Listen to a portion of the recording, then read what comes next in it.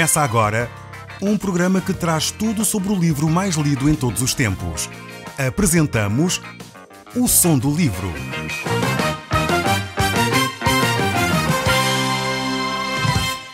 Seja muito bem-vindo. Neste podcast vai encontrar o livro mais conhecido e lido em todo o mundo.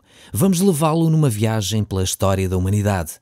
Este é um audiolivro para si, para a sua família e sociedade em geral. Contextualização e comentários de Paulo Chaveiro. Eu gostaria de agradecer a todos aqueles que nos têm feito chegar as vossas correspondências. Nós agradecemos muito porque dessa forma nós entendemos qual é o alcance que este programa está a ter.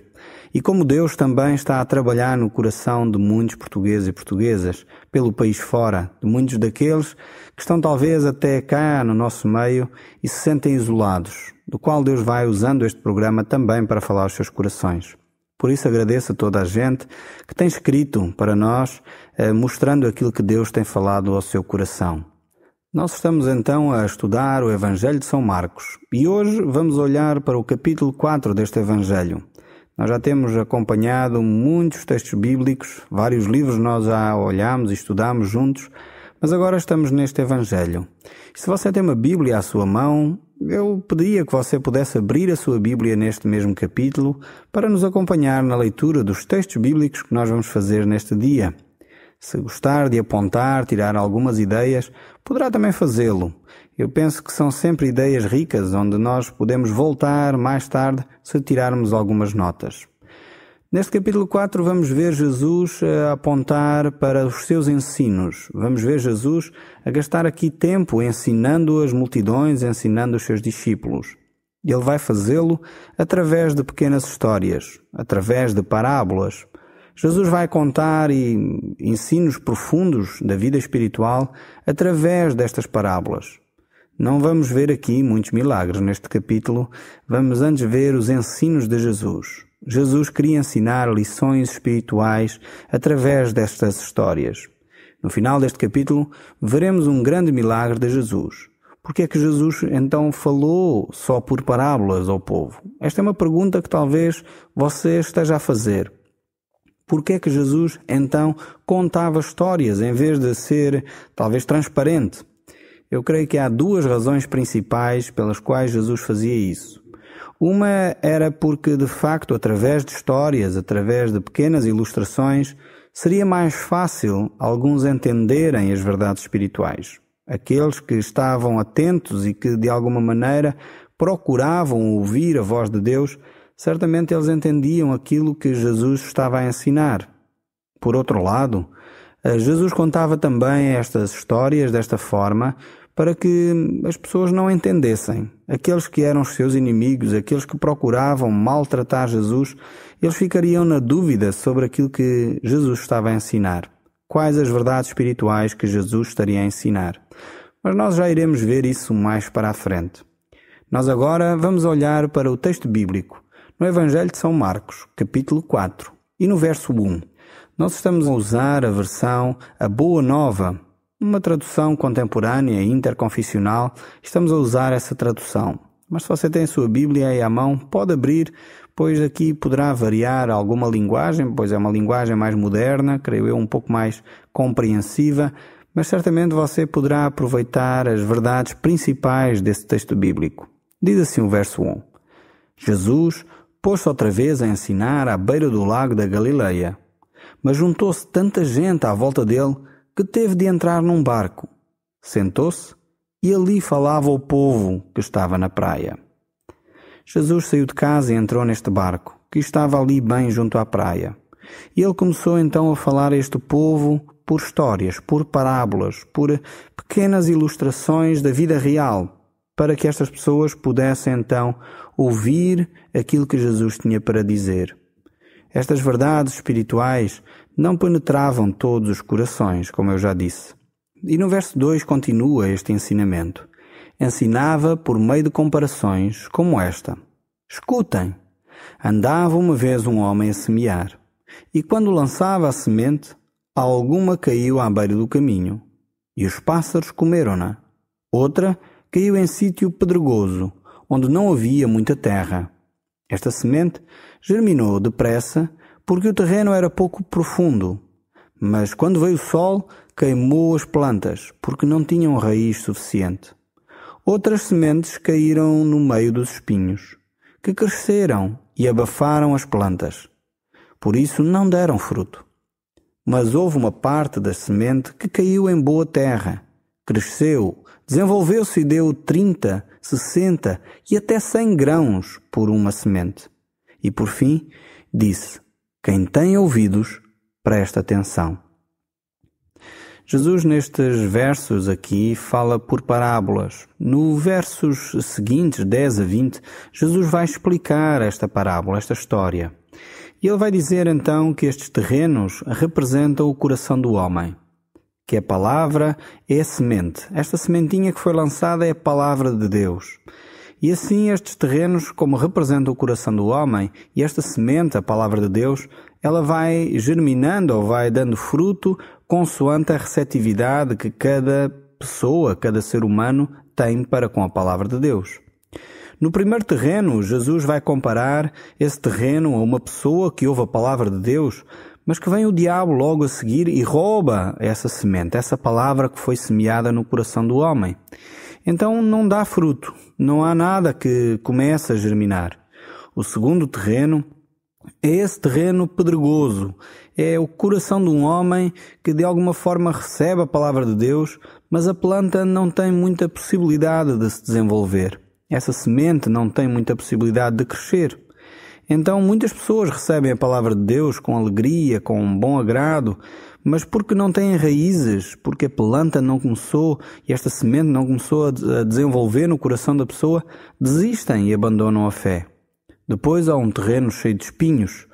Portanto, é o coração do homem que até ouve a palavra de Deus, até fica contente com a palavra de Deus, mas as preocupações da vida, as dificuldades em seguir a palavra de Deus, em fazer a vontade de Deus, entristecem o seu coração. E essa sementinha que foi lançada, então começa a morrer sufocada com os cuidados do dia a dia, com os cuidados do mundo. Estas são as pessoas que Jesus Cristo está a comparar com estes terrenos.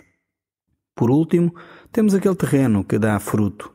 É aquele coração daquele homem que está a ouvir a palavra de Deus, ouve e recebe com alegria esta palavra e permite que esta mesma palavra vá produzindo fruto no seu coração, a 30, a 60 e a 100. Eu sinceramente espero, meu caro ouvinte, que este seja a sua condição, o seu estado, deste último terreno que ouve a palavra de Deus e que permite que esta palavra dê fruto na sua vida. Infelizmente temos visto pessoas que são expostas à palavra de Deus, ouvem aquilo que Deus tem para lhes dizer, mas elas vão sufocando essa mesma palavra, não permitem que ela cresça no seu coração. E por isso, muitas vezes olhamos para pessoas que nós até dizemos que são cristãos, que vão até à igreja, mas continuam com a sua vida exatamente como se não conhecessem Jesus. Continuam pessoas com as quais nós temos dificuldade em conviver. E quantas vezes talvez já nós ouvimos de pessoas que vão a igrejas e que, enfim, até se dizem muito fiéis, mas a sua vida é exatamente contrária àquilo que a palavra de Deus diz. Na realidade são pessoas que não permitiram que esta semente, que é a palavra de Deus, germinasse, desse o seu fruto devido. Então a minha oração, a minha preocupação para consigo, meu caro ouvinte, é que ouça a palavra de Deus e permita que ela faça esse trabalho no seu coração, de mudar o seu caráter. Permita que ela mude os seus hábitos, os seus afazeres que são contrários àquilo que Deus tem para si. E esse, de facto, é aquele coração receptivo, é aquele bom terreno. Continuando aqui no nosso texto bíblico, diz: quando a multidão se foi embora, os que ficaram com Jesus juntaram-se aos discípulos e pediram-lhes que explicasse aquela comparação. Jesus então lhes disse: a vocês Deus quis dar a conhecer o segredo do seu reino, mas aos de fora será tudo ensinado por comparações, para que olhem, mas não vejam, e ouçam, mas não entendam. Senão voltavam-se para Deus e Ele perdoava-lhes. Pode parecer aqui alguma ambiguidade neste texto, com aquilo que eu disse anteriormente, mas talvez está lembrado também que eu falei que havia duas razões principais pelas quais Jesus falava por parábolas. A primeira era de facto para ter ilustrações do dia a dia, para que as pessoas entendessem aquilo que Cristo queria dizer. A segunda é que, de facto, as pessoas que não conheciam a Deus não iriam entender as verdades espirituais que Deus estava a ensinar, que Cristo queria ensinar. As multidões estavam muito interessadas nos milagres de Jesus, mas poucos eram aqueles que estavam interessados nos seus ensinamentos. A atitude antagónica dos seus inimigos, a indiferença e a incompreensão das massas muitas vezes dificultava a compreensão da mensagem que Jesus queria trazer. Jesus, podemos dizer assim, foi forçado a mudar a sua forma de comunicação. Usava uma linguagem diferente, que só aqueles que estavam de facto interessados na palavra de Deus, que estavam interessados em ouvir aquilo que Jesus Cristo queria dizer, só esses sim entendiam a verdade espiritual que Jesus estava a ensinar. Só os olhos daqueles que de facto tinham fome e sede de justiça, esses sim entendiam os seus ensinamentos. O apóstolo Paulo dizia algo semelhante quando escreveu aos Coríntios na sua primeira carta. No capítulo 2, no verso 9 a 10, ele dizia: Pois está escrito, aquilo que os olhos não viram, nem os ouvidos ouviram, nem penetrou no coração do homem, é o que Deus tem preparado para aqueles que o amam. Porque Deus revela as suas verdades por meio do Espírito Santo. E o Espírito de Deus conhece as coisas de Deus e as conhece profundamente. É neste sentido que Jesus Cristo está a falar também. Que o coração do homem que ama a Deus, esse sim vai conhecer, ouvir e ver aquilo que Deus tem reservado para ele. No verso 13, Jesus continua. Jesus perguntou-lhes: Se vocês não compreendem esta comparação, como hão de compreender as outras? Se o Espírito Santo de Deus, que trabalha no coração do homem, não o ajudar a entender as coisas de Deus, de forma alguma nós, seres humanos, vamos compreender as coisas de Deus. A minha experiência tem sido que quanto mais eu conheço a Deus, mais verifico que Ele é um Deus imenso. E quanto mais eu conheço a Deus, mais compreendo que pouco conheço de Deus. Os caminhos de Deus, diz as Escrituras, estão de sobremodo elevados aos nossos. Aquilo que Deus pensa é demasiado alto para nós entendermos. E infelizmente, às vezes, penso que muitas pessoas querem achar que entendem tudo acerca de Deus. Deus é infinito, Deus é eterno, e é impossível para nós, homens finitos e limitados, entendermos um Deus eterno e infinito.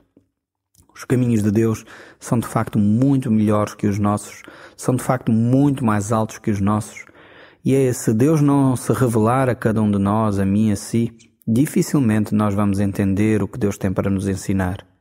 O apóstolo Paulo diz ainda num outro texto: Porém o homem natural não entende as coisas do Espírito de Deus, porque elas são loucura diante dele. Nem ele pode conhecê-las, porque elas são discernidas espiritualmente. Só o Espírito de Deus nos pode iluminar, esclarecer, fazer entender as verdades espirituais que Deus nos quer revelar.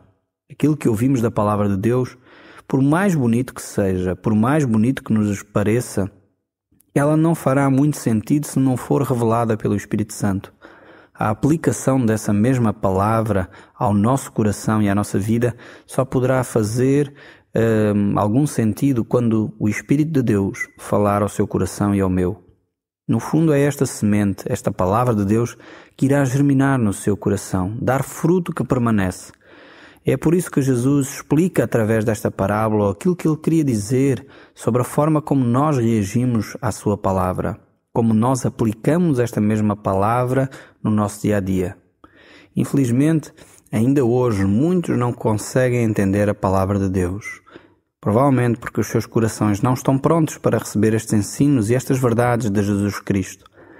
O programa de rádio que nós temos aqui tenta fazer chegar ao coração do homem esta mensagem de uma forma compreensiva, mas elas só serão entendidas se o Espírito de Deus a revelar ao teu coração. É preciso que deixes Deus falar contigo. É preciso abrir o teu coração para entenderes aquilo que Deus te está a querer dizer neste momento. Quando o homem permite que o seu terreno seja preparado, esteja pronto para receber a palavra de Deus, aí sim ela vai fazer fruto. E é absolutamente necessário que cada um de nós saiba quem nós somos. Cada um de nós saiba quem Deus é. E no fundo, Deus é santo. Deus é amor. Por isso Ele entregou o seu Filho por ti e por mim. E nós, por mais boas pessoas que sejamos, continuamos a ter uma natureza pecadora. E por isso precisamos de Jesus Cristo. Precisamos de aceitar esta dádiva de Deus, pois é esta dádiva de Deus que transforma o nosso coração. Foi a morte e a ressurreição e a ascensão de Jesus Cristo que transformou a vida de milhares de pessoas e continua hoje a transformar. E é quando nós aceitamos pela fé esta dádiva de Deus, a salvação em Cristo Jesus, e então aí podemos ver na nossa própria vida esse milagre acontecer. O homem precisa desesperadamente de um encontro com Deus. Deus é a única solução para o coração do homem, para o vazio da solidão que muitos sentem, para o vazio da angústia que muitos têm. Só Jesus Cristo pode preencher esse vazio. Devemos crer nesta palavra, esta palavra da salvação, esta palavra de Deus que faz essa semente germinar no seu coração. Se permitir isso, então verá na sua própria vida essa mudança acontecer. Mas cuidado com os ensinos que Jesus nos deixa aqui. Algumas sementes começaram a germinar, mas os cuidados da vida, as preocupações do dia a dia sufocaram também essas sementes. Então devemos vigiar a nossa vida para que não sejamos sufocados pelo corre-corre do dia a dia, pelo stress do trabalho, pelo stress de tantas atividades, para que a semente, que é a palavra de Deus, possa crescer e dar fruto. Continuando no verso 21, aqui do nosso texto do Evangelho de São Marcos, capítulo 4, Jesus continuou a falar com estes seus discípulos e a falar a este povo, dizendo: haverá alguém que acenda uma candeia e a ponha debaixo de uma caixa ou debaixo da cama? Não o põe antes num lugar em que alumie bem? Porque não há nada que esteja escondido que não venha a ser descoberto. E tudo o que foi feito em segredo virá a ser conhecido. Quem tem ouvidos, presta atenção. E disse-lhes mais: reparem bem no que digo. A medida com que julgarem os outros será a mesma que Deus há de usar convosco. E até com mais rigor, porque o que tiver muito, receberá ainda mais. E o que tiver pouco, até esse pouco lhe será tirado. Esta palavra de Jesus Cristo mostra o nosso dever, a nossa responsabilidade para alumiar o mundo, para mostrar o caminho àqueles que ainda não conhecem Jesus Cristo.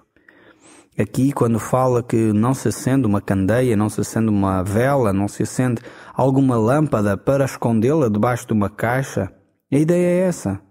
Não podemos ter estas verdades e guardar para nós mesmos. Esta luz deve ser expandida para aqueles que estão ao nosso redor. Devemos olhar àqueles que estão à nossa volta e poder fazer chegar até eles esta mensagem de esperança que Jesus Cristo tem para dar. Esta mensagem de conforto, de alegria que Jesus Cristo quer trazer à humanidade. Infelizmente, pelas atitudes que muitos têm, vão escondendo esta luz debaixo de caixas. Infelizmente, pela vida que muitos têm, essa luz é apagada, é camuflada, é escondida. E não era esse o propósito de Deus. Por outro lado, quando estes textos bíblicos dizem aqui que quem tem muito, muito lhe será dado, é óbvio que Jesus aqui não está a falar de bens materiais. Está a falar de valores espirituais. E é disso que Jesus Cristo está a tratar aqui. Quando nós vivemos de acordo com o nosso ser, para trabalharmos o nosso caráter, para de alguma forma sermos pessoas diferentes e melhores, para conduzirmos o mundo a um tempo de paz, um tempo de alegria, uma convivência sã entre o homem, quando os valores de vida estão de facto em primeiro lugar, quando o reino de Deus e a justiça de Deus são as primeiras coisas que nós buscamos, isso sim são valores que durarão eternamente. E é disso que Jesus está a falar. Depois Jesus vai e conta uma nova parábola. No verso 26 a 29 disse Jesus: o reino de Deus é assim. A semente é lançada à terra. Quer o semeador esteja acordado ou a dormir, ela nasce e cresce, sem ele saber como isso se passa. É a própria terra que dá o fruto. Aparece primeiro a planta, depois a espiga e, mais tarde, o grão. E quando a espiga amadurece, começa a ceifa, porque é chegado o tempo da colheita. Vemos aqui de novo esta expressão, o reino de Deus. Já explicámos o que ela significa, que é o governo de Deus sobre o universo inteiro. Temos esta parábola mostrando que o reino de Deus é algo que vai crescendo sem que este agricultor se tenha que preocupar muito sobre esse assunto. Ele tem que fazer o seu trabalho de semear. O resto é Deus que faz, é Deus quem dá o crescimento. Jesus depois vai continuar a contar mais algumas parábolas acerca do reino dos céus. Diz também o texto bíblico no verso 30. A que é semelhante o reino de Deus? Ou com o que é que podemos compará-lo? É semelhante a um grão de mostarda que é a mais pequena de todas as sementes, que depois de semeada cresce até ficar uma planta tão grande que os pássaros fazem ninho nos seus ramos. Mais uma vez, esta parábola fala-nos acerca do crescimento do reino dos céus. Começou com um pequeno grupo de homens e que se espalhou pelo mundo inteiro. E é disto que Jesus está aqui a falar. Depois encontramos um grande milagre que Jesus vai operar. O poder que Jesus tem, inclusive, é sobre a própria natureza. Vemos que Jesus estava a dormir no seu barco com os discípulos e de repente levanta-se uma grande tempestade. E os discípulos estavam já muito preocupados, atarefados, tentando combater a tempestade, até que acordaram Jesus Cristo, muito perturbados com o que estava a acontecer. E Jesus diz então aos seus discípulos: "Por que é que vocês têm medo?